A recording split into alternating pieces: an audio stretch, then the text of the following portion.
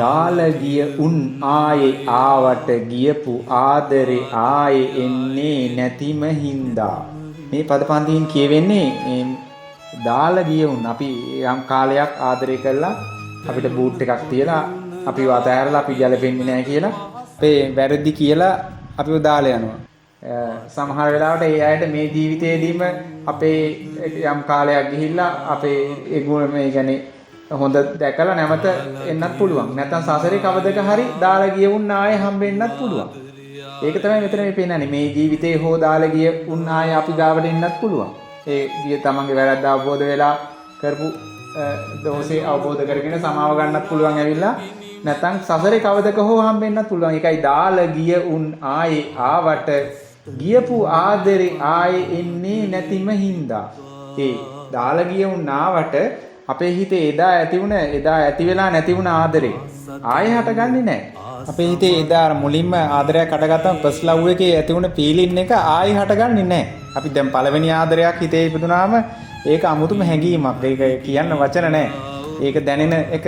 හැබැයි මේ පළවෙනි ආදරේ අහිමි වෙලා ඒකට පස්සේ දෙවෙනි ආදරේ හටගනිද්දී අර එදා මුල්ම ආදරේ දැනුණ ෆීලින් එකේ හැඟීම ඒ දැනෙන එක එන්නේ නැහැ.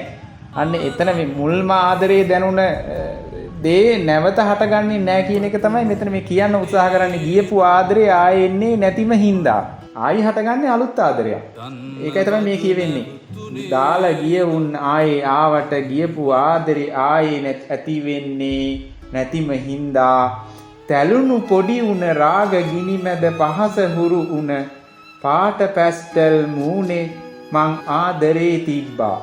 ඒ තැලුණු පොඩි උණු. ඒ කියන්නේ මේ ආදරයෙන් දාලා ගිහිල්ලා මෙයාගේ හිත දැන් අර ආදරේ විඳින කාලේට හිත බැබලෙනවා. හිත සතුටින් ඉපිලෙනවා.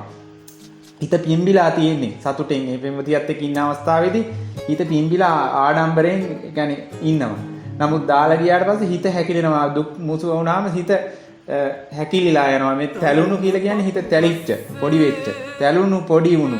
ආදරේ නැති වෙලා පොඩි වුණත් මෙයාගේ හිතේ රාග ගිනි උපදිනවා. ඒ පෙම්වතිය ගැන අදහස්, කාමුක අදහස් එනවා. තැලුණු පොඩි වුණු රාග ගිනි මැද පහස හුරු වුණු.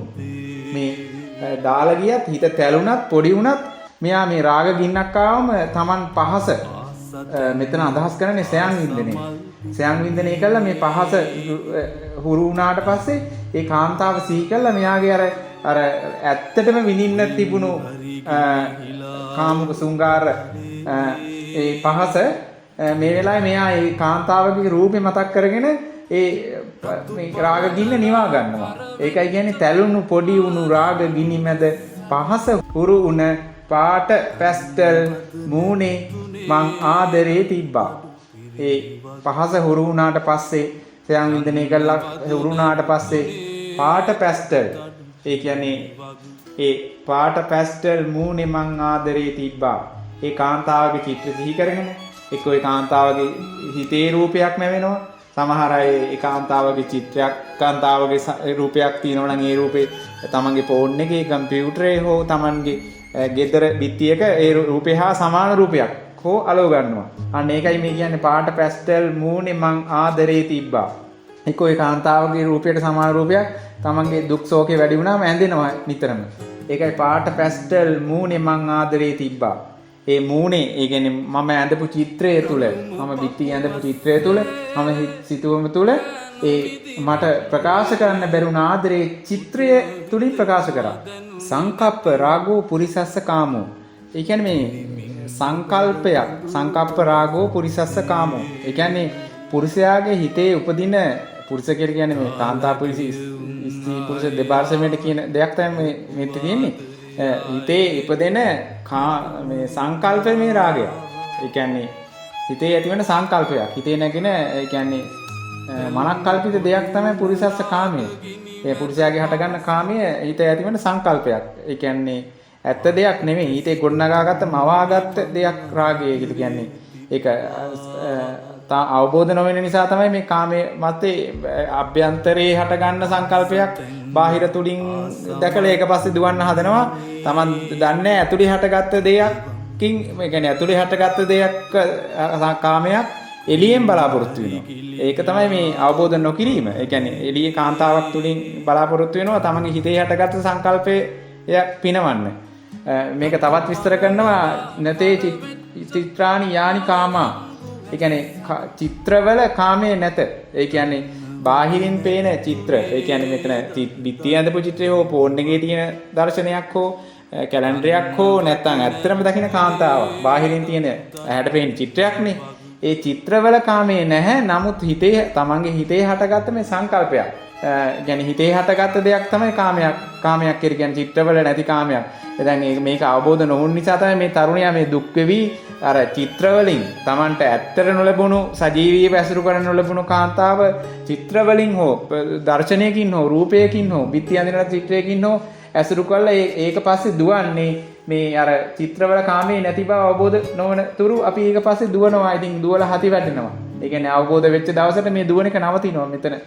එතකන් ඉතින් මේ ඇස් රතු කරගෙන ඒව පස්සේ දුවනවා කියන තමයි මේ සින්දුවෙන් කියන්නේ. ආස තැන්වල ආස මල් පිපුණේ නැතුවම. ඒ කියන්නේ ඕන පිරිමි කාන්තාවකට පිරිමි පුද්ගලයෙකුට තරුණ වයසේ විවිධ ආසා තියෙනවා. ඒ තමන්ගේ ආසා ඒ කියන්නේ ක්‍රෂ් එක. ඒ කියන්නේ තමන්ගේ සිග්ගත් පෙම්වතිය නොලැබීම ආස තැන්වල ආස මල් පිපුණේ නැතිවම. ඒ කියන්නේ ඒ මල් පිපුණේ නැතිවම කොහෙන් හරි ගිලිහිලා ඔහේ පාරේ හැලුනම. ඒ කියන්නේ ආස මල් පිපුණේ නැති වුණාම කොහෙන් හරි මලක් ගිලිහිලා පාරට වැටෙනවා. කාගේ යටින් මේ මල කඩලා පාරට වැටෙනවා. ඒකකින් අදහස් කරන්නේ වෙන කෙනෙක්ගේ අතින් අපයෝජනීය වෙලා හෝ දාලා ගියපු කාන්තාවක්. ඒ කියන්නේ මේ මල කඩලා දැම්මට පස්සේ ඒ කියන්නේ කාන්තාව මුල් ආදරේ වැරදුනාම කොහෙන් හරි ගිලිහිලා පාරේ හැලුනම රතු පරඬල් කර වෙච්ච අවලංගු ඇස් ළඟ රතු පරඬලා. ඒ කියන්නේ මේ පරඬල් වගේ සිත පරඬල් සිත කියන්නේ සිත පරඬලකට සමාන කරනවා. ඒ කියන්නේ ශක්තිමත් නැහැ. රතු පරඬලකට සමාන කරනවා. ඒ කියන්නේ මේ දුකෙන් ඉන්න රතු පරඬලා කර වෙච්ච අවලංගු ඇස් ළඟ. ඒ කියන්නේ අර දුක් මුසු මොහොතින් අඬලා ගොරකොලොඩි පාට වෙලා කර වෙච්ච අවලංගු ඇස්. වෙන කෙනෙකුට මේ ඇස් දෙක වළංගු නැහැ. වෙන කෙනෙකුට හිමි නැහැ. අවලංගු ඇස් ළඟ දන්නවද නැවතුනේ දරන්නු පිරිමි වග. ඒ වගේ ඒ කියන්නේ ගිලිහිච්ච පාරේ හැලුනම ඒ රතු පරඬලා කර වෙච්ච අවලංගු ඇස් ළඟ ඒ වගේ යම් කිසි අසාධාරණයක් වෙලා ඒ කාන්තාවක් දාලා ගියාම ඒ අය ළඟ නැවතුනේ දන්නවද නැවතුනේ දරනඩු පිරිමි වග. අර මුලින් ආදරේ පෙරදිලා ඒ Tamanට මුලින් ආස තැන් වලට මල් පිපුණේ නැති නිසා අර අසාධාරණයටපත් වෙලා සමාජයේ දුකින් ඉන්න කාන්තාවක්ට ඒ පිහිට වෙන්න දන්නවද නැවතුනේ දරනඩු පිරිමිමයි. ඒ වගේ ඒ කියන්නේ අතින් අතට ගිය කාන්තාවකටත් ඒ දුක ශෝකය නිවා ගන්න පිහිට වෙන්නේ. දන්නවද නැවතුනේ දරදඬු පිරිමි වග රළුම පපුව ආස්සේ ගෑනු නිදි වැද්දේ. රළුම පපුව ආස්සේ මේ රළු ඒ කියන්නේ සිත පපුව ආස්සේ රළුයි. රළුයි කියන්නේ හරි ආදරයක් කරුණාවක් මෛත්‍රියක් නැහැ. මුලින්ම ආදරේ මුල්ම කාලේ ආදරය කරනකොට ඉතින් බොළඳයි. මේ ආදරේ කියන්නේ මොකක්ද කියලා තේරෙන්නේ නැහැ. ඒ නිසා බොළඳ ආදරයක් තියෙනවා. හැබැයි මුල් පළවෙනි ආදරේ පෙරදුනාට පස්සේ එයා අර නිකන් ආදරේට තියෙන වටිනාකම නැති වෙනවා. ඒ කියන්නේ Tamanගේ මුල්ම පෙම්වතිය දාලා ගියාට පස්සේ සිතේ හටගන්නේ ඒ කියන්නේ දෙවෙනි පෙම්වතියක් තුන්වෙනි පෙම්වතියක් වුණත් අර ඇතුලෙන් එන එකක් එන්නේ නැහැ. මුලින්ම හටගත්ත වෙලාව. යන්නේ එකයි එයාගේ හිත රළු වෙලා තියෙන්නේ. දැන් පළවෙනි එක වුණාම දෙවෙනි එකත් ඒ වගේ තමයි විශ්වාස කරන්නේ. රළුම පපුව ආස්සේ ගෑනු නිදි වැද්දේ. මේ රළු පපුව ආස්සේ ඇවිල්ලා අර කාන්තාව ඒ පිහිට වෙන්නේ මේ රළු පපුවක් තියෙන අර අසාධාරණ ලක් වෙච්ච කාන්තාවට නිදි වැද්දේ.